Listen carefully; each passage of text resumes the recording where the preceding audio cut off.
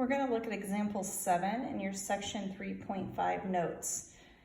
In this example, we're going to use an identity in order to make our equation about one trig function.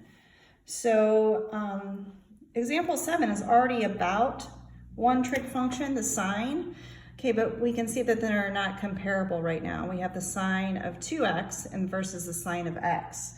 Okay, so the first thing we're going to do is remember what the identity is for the sine of 2x, which is 2 sine x cosine x. It's one of our double angle identities, and have that equal to sine x. Okay, so at least our trig functions are all about x. They're definitely not all about the same trig function since we have cosine showing up.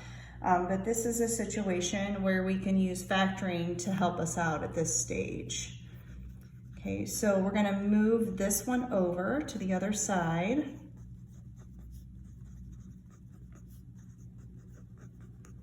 Okay, all right, and then we're going to pull the common factor of sine x out. Okay, so we factored out the greatest common factor of sine x. And now we can see the two trig functions are separated, so we can set each one equal to 0 and solve. Okay, so this one solved automatically when you set it equal to 0. Here we need to add 1 and divide by 2. Okay, so we need to find our x answers from each one of these. This one's going to be the little bit easier one because it's equal to 0. So anytime we know the sine or cosine is equal to 0, we have something that's quadrantal.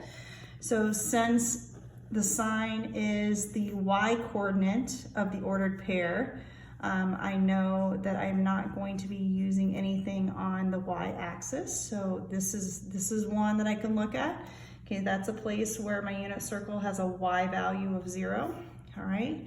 And I also go over to pi because that's another place. Okay, so both of those are places where the sine function has a y value, or the unit circle has a y value of 0, which gives me the sine answer. Okay, so my two x answers are going to be the quadrantal angles 0 and pi. Okay, all right. Here we have the cosine x is positive, so that is going to leave us with an x value in quadrant 1 and quadrant 4. Okay, remember the cosine is negative in quadrants 2 and 3. So cosine is adjacent over hypotenuse, so we can go ahead and label the sides of the triangle. More importantly, across from x, we're going to have square root of 3 for the first quadrant and negative square root of 3 for the fourth quadrant. Okay, from both of these pictures, we can see that the reference angle for this is going to be 60 degrees or pi over 3, and we can use that to find the two answers for x here. Okay, so for quadrant 1, the reference angle is the answer, so we have pi over 3. Okay, and for quadrant 4, we want to take the 2 pi minus our reference angle of pi over 3. And remember, you can think of 2 pi as 6 pi divided by 3. Okay, so when we subtract, we'll end up with 5 pi over 3. Okay, and that does it for example 7.